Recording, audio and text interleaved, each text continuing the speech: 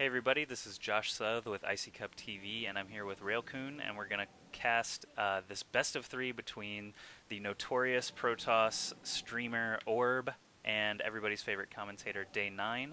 And Day9 did actually choose random to play in this best of three, but he did draw Protoss here for the first game on Desert Oasis. Day9 is the yellow Protoss up here at the top, and Orb drawing pink Protoss down here at the bottom.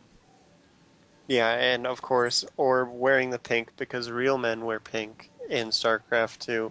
Obviously, got to give him a little bit of a favorite just because of the pink, but we're just going to have to wait and see how this game actually plays out.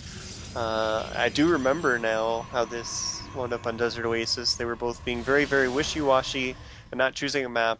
And then I think it was Orb said no StarCraft 1 maps, so I was feeling mean and I hosted Desert Oasis just to mess with him. And Day9 said, "Oh, okay, this is good," and we started.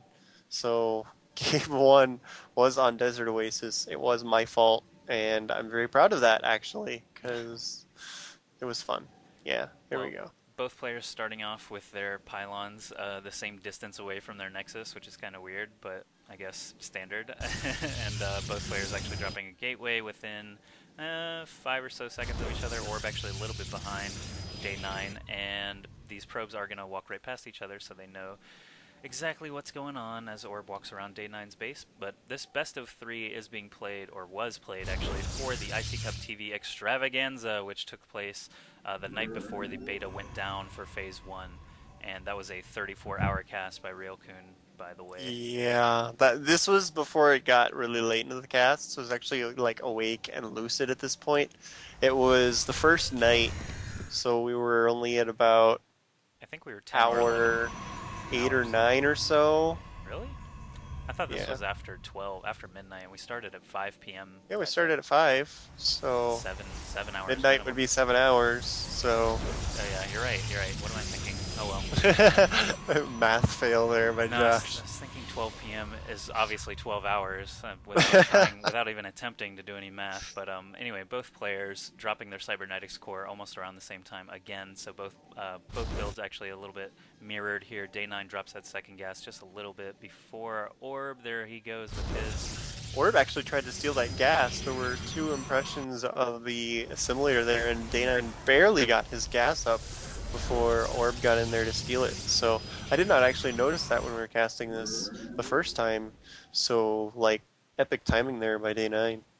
And Orb's looks like he's going to be exiting with this probe here shortly, but well, maybe not, but he did get a full look around his base. He sees all the pylons and cybernetics core and whatnot, and double gas, so he will be expecting, either a robotics facility or a Stargate coming up after that cybernetics core. There is a second gateway coming from Day9, which is a little bit standard, just to go at least 2 gate into whatever transition.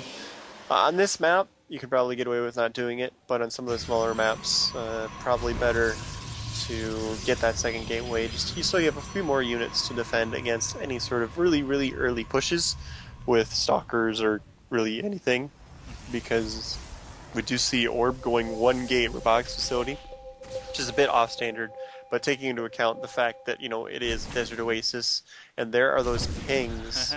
Yeah, we apparently just heard a bunch on of this pings on the replay. apparently on this replay viewer it'll give the sound of the pings, but it won't show us on the minimap, which is a little bit frustrating.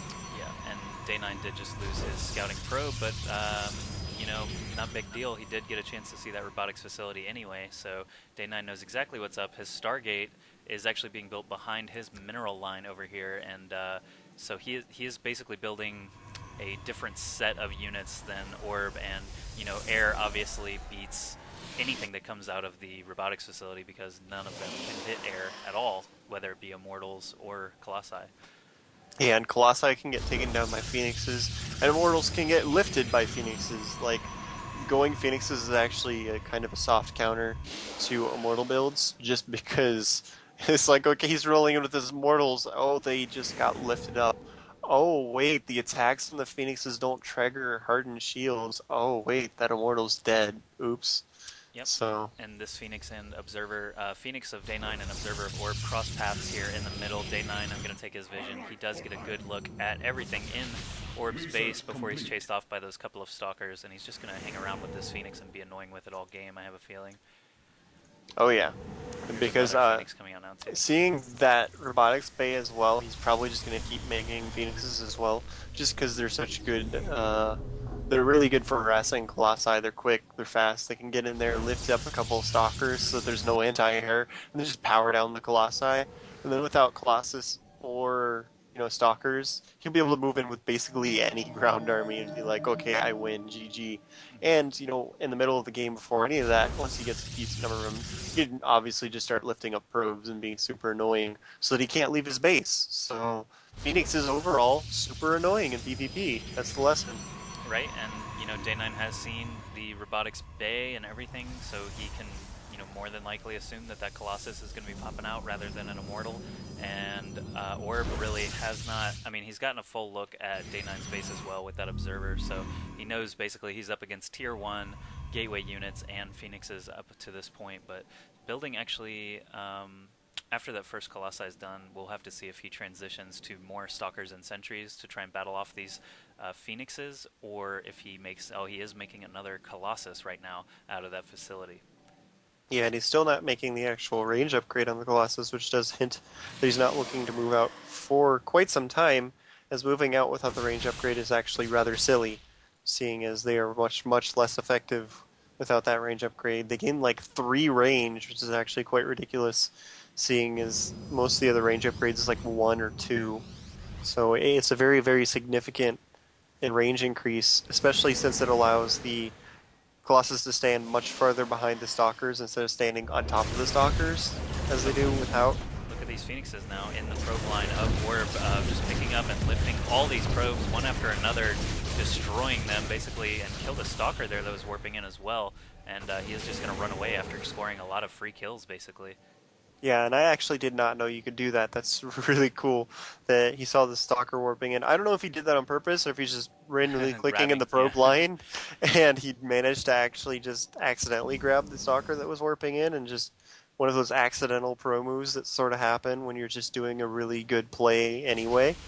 So he's going to continue to fly in here and be really annoying. He's just going to scout in. Thought he might have gotten a shot off on that Colossus, but didn't quite manage to. And you can see he's still making Phoenixes just because of the fact that Orb has invested in these Colossus. His range upgrade is a little bit past half done. And we do see that Day 9's expansion is online, and a bunch of probes are now going to go over and start harvesting those minerals. And Orb actually has a Nexus completed here now too, but has not transferred. Oh, here come a couple of probes transferring now. But these Phoenixes still just terrorizing the middle of the map, flying around. Basically, Day 9 just hit and running over and over while building up this huge Tier 1 force that we see up near his And expansion now. here come the infamous Colossus Scouts that we've heard so much about. First one is going down. There's no real way he can save that at all. The second one being chased down by a single Phoenix, and now the rest of them come in. So that one's probably going to die as well. Oh, it's so close. Yeah, it does go down.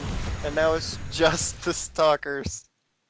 Oh. Yep, and this Tier 1 force of Day 9 is pretty much ready to move after killing off those 2 Colossi basically without any penalty.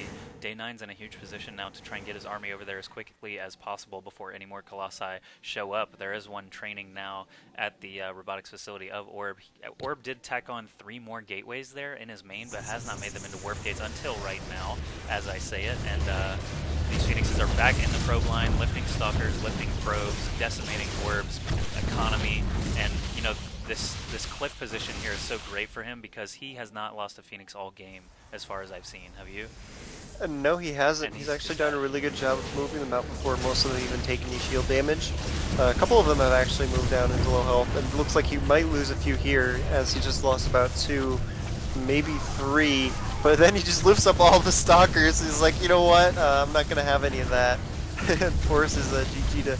Oh, forces Orb to GG and complain about the map. Rail's fault. Alright, so that was game 1 of this best of 3. Day 9 did play random and drew Protoss, so we'll move on to game 2 now and see what he gets.